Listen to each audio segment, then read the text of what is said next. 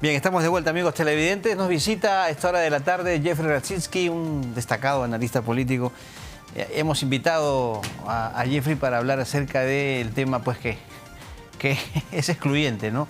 Está en todos los medios y en boca de todos, la detención preliminar de Pedro Pablo Kuczynski. ¿Cómo está, Jeffrey? Bienvenido. Gracias, un gusto estar acá.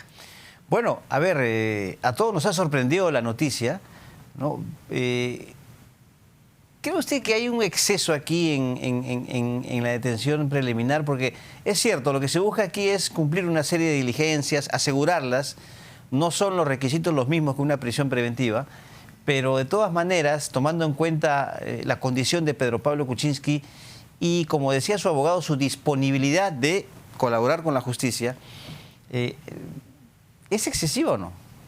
Veamos, primero me parece bueno el apunte de distinguir la detención preliminar de la prisión preventiva. Son conceptos distintos y teóricamente esta detención preliminar no solo al expresidente Kuczynski, sino también a la que fuera su secretaria y su chofer con allanamiento de sus inmuebles, es para salvaguardar, digamos, una serie de diligencias, de acciones que el Ministerio Público, los fiscales tienen como parte, digamos, de su estrategia de investigación.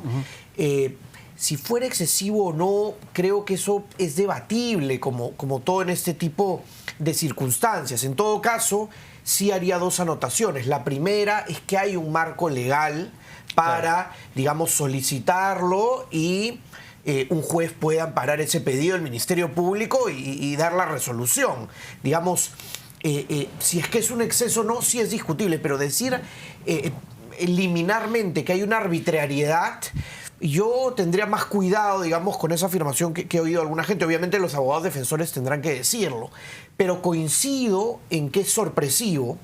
Coincido en que efectivamente el expresidente Kuczynski ha asistido a las diligencias, está siendo investigado y creo yo a la mayoría nos ha tomado por sorpresa esta detención. Es más, ni siquiera, perdón, Jeffrey, ha cuestionado él o sus abogados han cuestionado el impedimento de salida del país. Claro, él opinó en contra, obviamente, pero interponer alguna acción, ¿no?, contra esa decisión de impedimento no ha habido.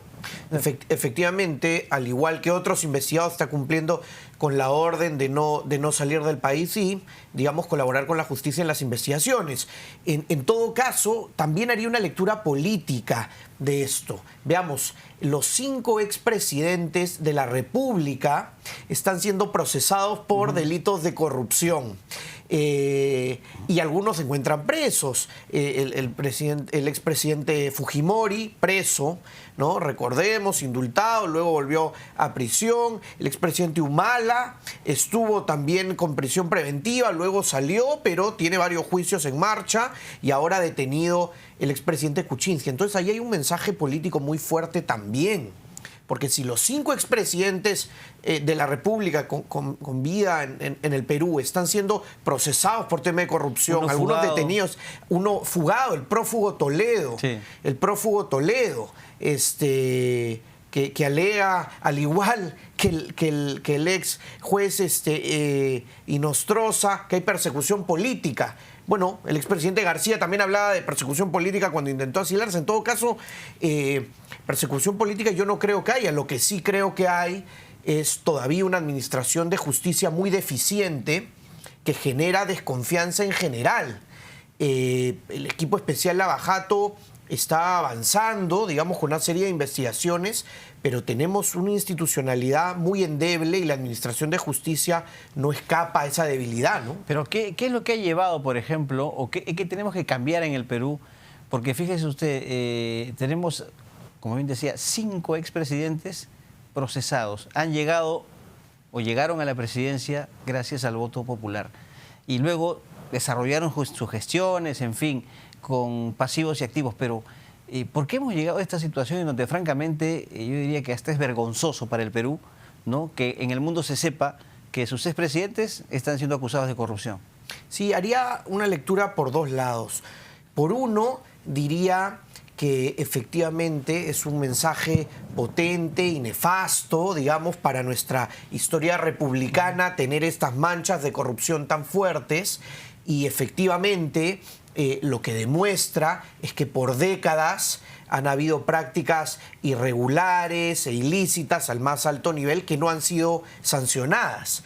Por otro lado, diría que la parte positiva, si podemos encontrar una arista positiva a este problema tan grande, es que se está procesando, se está investigando, se está juzgando, y lo que debemos exigir como una sociedad democrática es que se haga con rigor, de acuerdo a derecho, con debidos procesos. Se está juzgando a poderosos políticos, lo mismo en el campo empresarial, lo cual no era común en el Perú hasta hace algunos años. Entonces, como cuestión, digamos, positiva, si podría rescatar esto, diría que el tema de igualdad ante la ley es muy importante. Y así ha sido presidente de la República o ha sido el más humilde de los ciudadanos, se merece el mismo trato ante la justicia, claro, para procesar delitos. Entonces sí rescataría eso.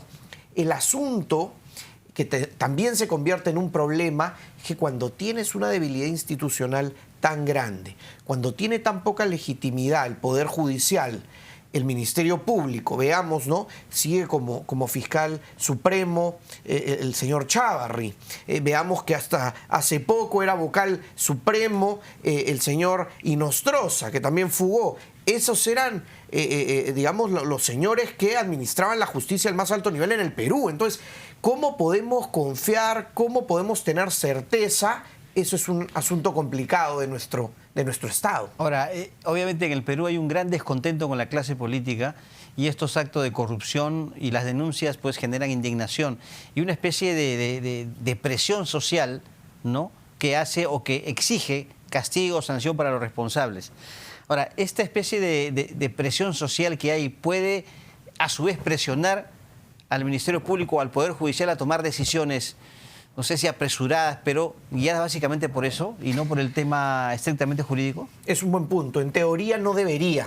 En la práctica, precisamente cuando hay debilidad institucional, la presión social, como la llama, la presión mediática, claro, juega un rol. No debería, porque en un Estado de Derecho, teóricamente, se debe decidir independientemente de lo que opinan las mayorías. No se puede juzgar, digamos, por encuestas, ¿no?, o por plebiscitos. Pero en la práctica, lo que vemos es que la presión social y mediática sí juega un papel en nuestra administración, aparentemente, no lo puedo afirmar, pero si revisamos los antecedentes, y no solo por los casos políticos más altos de corrupción, por otro tipo de casos también, cuando los medios presionan, los procesos avanzan a una velocidad distinta que cuando no hay esa presión social y mediática, ¿no? Eso habla nuevamente de nuestra debilidad institucional. Claro, y eso evidentemente a veces lleva a excesos. Ha sido el argumento, y que yo le comentaba a Jeffrey, que han sacado a relucir casi todos los que hoy día han criticado esta decisión contra Pedro Pablo Kuczynski. ¿Esa presión mediática la vislumbra usted en este caso concreto? Vea, yo diría que uno de los aspectos, si revisamos el caso Lavajato y los procesados y las personas que han sido detenidas, digamos en el caso peruano, es que los imputados, los investigados se encuentran en todo el espectro político, en distintos niveles, también en jerarquías, hay expresidentes, exministros, exviceministros, pero digamos, están en distintos lugares del espectro. Prueba de ello es que los que disputaron hace exactamente 3 años la segunda vuelta, Keiko Fujimori y Pedro Pablo Kuczynski, ambos se encuentran detenidos. Entonces, no diría que hay una cuestión específica de presión con un personaje en particular. No lo veo así. En todo caso, fue algo que también esgrimió el expresidente García cuando decía que había una persecución contra él y algunos apristas. No lo veo por ese lado. Yo diría que en ese punto la justicia está yendo detrás de los investigados que están en todas las líneas, ¿no? En derechas, izquierdas, conservadores, liberales.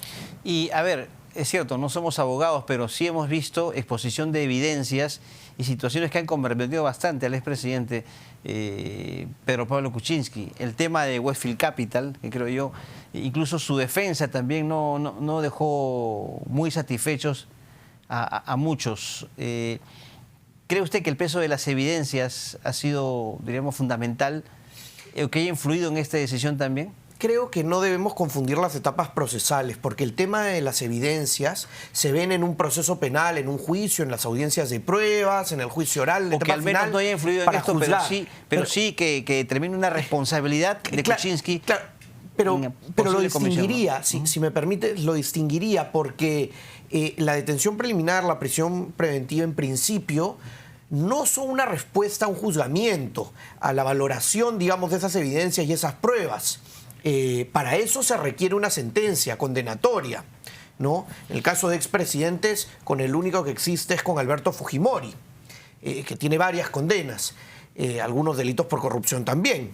Entonces, en el resto de casos, una cuestión es, digamos, los procesos, las investigaciones, eventualmente obstruir la acción de la justicia, y otra es la valoración del material probatorio para decir si efectivamente son culpables. En lo que sí coincido es que hay indicios razonables en el caso de todos los expresidentes para ser investigados.